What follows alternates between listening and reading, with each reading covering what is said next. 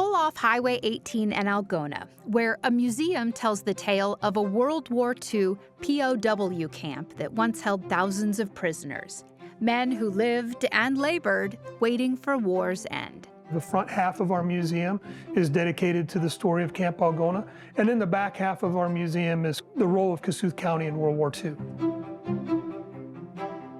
In 1943, the United States government contacted local landowners and said, hey, we're going to put a POW camp in your community. And within about 9 months, they built a camp that would eventually house over 5,000 German and Italian prisoners of war.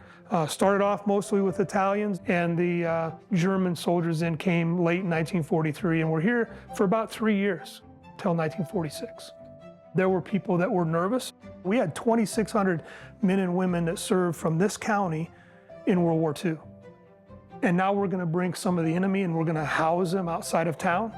There were some folks that caused some conflicting emotions with, I think. Some local farmers made the most of the situation as the new labor force helped to boost Algona's ag economy. There were 34 branch camps connected to Algona, including locations in Minnesota and the Dakotas.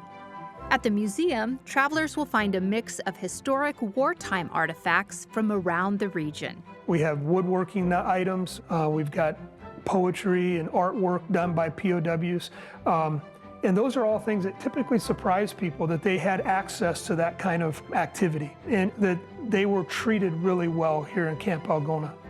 Housed at a nearby location, one of the museum's most moving treasures is this intricate nativity scene built by German POWs, an unexpected work of faith and craftsmanship. The nativity scene, that is the biggest artifact that came from the camp. And that nativity scene is really, they say world famous. It truly is world famous. It's worth people's time to come check it out. The Camp Algona POW Museum, telling the remarkable local story of World War II history in northern Iowa.